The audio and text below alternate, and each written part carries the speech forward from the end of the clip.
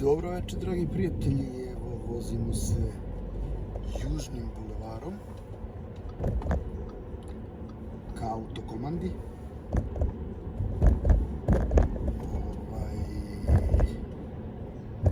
Ovo je mrak, kao što se iz priloženog može vidjeti. I ja idem ka centru grada, maltene na Dorćol. Ali sam sad odlučio da idem malo drugačijom rutom nego običajno. Ovdje do autokomande pa na Bulevar Oslobođenja. Nedelja je inače dan kad čovek može se, mislim, intenzitet saobraćaja je realno onakav kakav bi idealno trebao da bude tokom nedelje da bi ovo bio život, što se kaže, dostojan čoveka u Beogradu i što se tiče saobraćaja i bez onih nenormalnih gužvi i tako dalje. Čovjek kad ustane recimo u nedelju ujutru pa izađe na terasu, prosto ga fascinira ta tišina.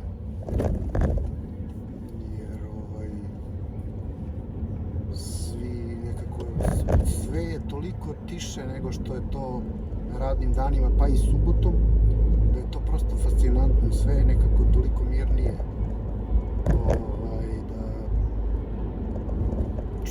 Praktično se kao dolazi do tog momenta da je čovjek pomisli čak i nešto nije u redu. Mislim, toliko je velika razlika. Evo sad već malo nedelja veče, pa je intenzitet saobraćaja ipak nešto sad veći. Tako da ovo sad nije baš karakteristično, ne oslikava karakteristično ovo o čemu pričam, ali generalno jeste tako. Jer mnogi ljudi, mislim, rade ovde i subotom, tako da i subota nema taj efekat. Ali kažem, nedelja već stvarno odaje taj neki efekat, osjećaj spokoja, tišine, naročito to u prepodnevnim satima.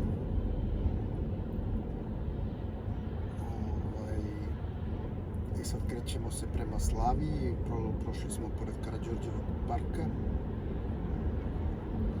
ostao s desne strane, levo klinički centar i ceo taj kompleks. I nailazimo na fontanu na Slaviji koja još nije proradila. Verovatno će se to desiti kad dođe vreme za zamenu zimskih guma, mislim, pretpostavljam tamo negde 1. aprila već. Kako je predviđeno, nije sad baš da sam izučavao kad će se to tačno desiti, ali pretpostavljam. I evo ulazimo u Kralja Milana. Sad se već krećem, da kažem, regularno. Možda sam mogu i ovdje da skrenem, ali dobro. Sad nešto razmišljam. Dosta se sad u poslednje vreme, već godinama unazad, priča o različitim oblicima diskriminacije. Trenutno je ova aktualna tema vezana za Ramba Amadeusa i tako dalje. Apropo vezano za seksualno uznemiravanje. Ali generalno neka ponašanja koja su možda nisu bila toliko neprimerena, mada taj izraz neprimeren je malo čudan, ali ajde da ga iskoristim. Danas, ne znam, to je da kažem u nekim delovima sveta već došlo, poprimilo takve razmere da čovjek više ne zna kako da se obrati drugoj osobi, a da ga da tu drugu osobu slučajno ne uvredi na bilo kojoj osnovi, rasnoj, verskoj, nacionalnoj, seksualnoj i tako dalje. Hoću da kažem, malo je to sve već mislim, ne malo, mnogo je preterano. I naravno uvek se vraćam na onu temu crtanih filmova koji su nekad bili sasvim normalni, a iz današnje perspektive se sve to kao sad, to je tako, da kažem, sad prvi put sam juče u stvari čuo taj termin cancel kultura, a najbolji primjer je verovatno onaj crtani Pepele tvor ili Pepe tvor, koji je samoubeđen šarmer kome to šarmiranje u stvari nikad nije polazilo za rukom, kad, mislim, u svim tim crtanim filmovima gde je on bio glavni akter, ali on toga nije, da kažemo, obeshrabrivalo, on i dalje ostajao pri tom svom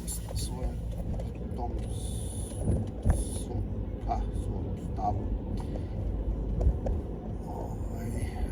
Mi sad gledam, zgrada Palata Albanija nije osvetljena, pravo ispred nas.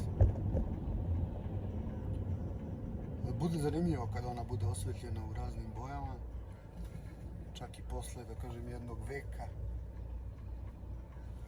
Opet na neki način se malo ističe, ne sad više toliko, naravno kao nekada, ali se ističe u ovom delu grada, da kažem ovde na početku Knez Mihajlove. Ali da se vratim na temu, da li sad zabrana crtanih filmova da je glavni akter Pepe tvor može da doprinese, da kažem, boljitku života ove mladih generacije, da li gledajući te crtane filmove oni mogu da poprime neke oblike ponašanja koje nisu prihvatljivi, pa iskreno nisam siguran. Evo, ja sam ga gledao dosta kad sam bio klinac, mislim dosta, kao i druge crtane filmove, pa nisam nešto poprimio taj obrazac ponašanja. Dobro, možda u nekim fazama života, ali generalno ne. Tako da, ne znam, to mi je malo tu heavy. Mislim da treba ipak imati neku meru u tom pogledu. Sad, da li je među nacijama koje danas maksimalno forsiraju tu takozvanu cancel kulturu to sve iskorenjeno, pa oni mogu da pa rekao bih da ne. Ajde, pretpostavimo da većina toga dolazi iz Sjedinjenih Američkih Država, gde i dan danas postoji velika podela između severnih i južnih država. Čak verujem, kad bi se danas raspisao referendum samo među južnim državama, otprilike, da li podržavaju ropstvo, prilično bi značajan procenat verovatno bio onih koji bi se izjasnili za da. Tako da, ali dobro, to je sad sve, to je bio vrlo što kaže, pre građanskog rata u Sjedinjenim Američkim Državama je bio priličan balans. Mislim, trudili su se da postoji balans između broja država koje to podržavaju i broja, mislim, da kažemo, uglavnom južnjačke države i ovih severnih. Nisam ni ja to baš znao. Tad je jedan deo teritorije, da kažem, srednjeg zapada još uvek bio nedefinisan, pa kako su se tu osnivale nove države i pristupale Sjedinjenim Američkim Državama, onda se polako narušavao taj balans.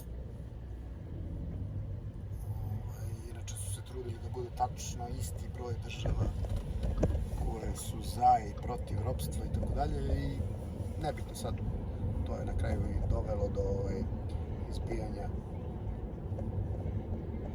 tog građanskog rata. Evo mi umeđu vremenu smo se odbrili od cara Dušana. Tako da generalno, da kažem, zaključak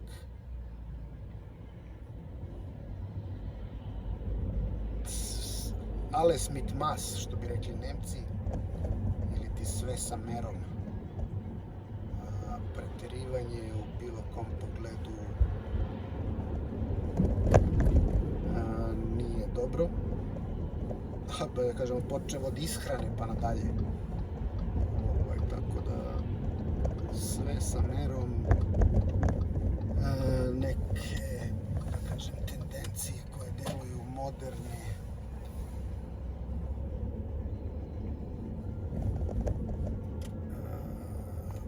a nisu bazirane na solidnim temeljima,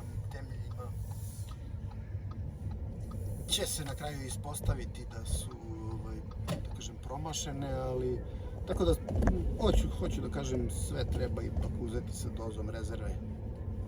Sve novotarije moraju da ipak podlegnu, da kažem, sudu vremena pre nego što postanu opšte prihvaćene.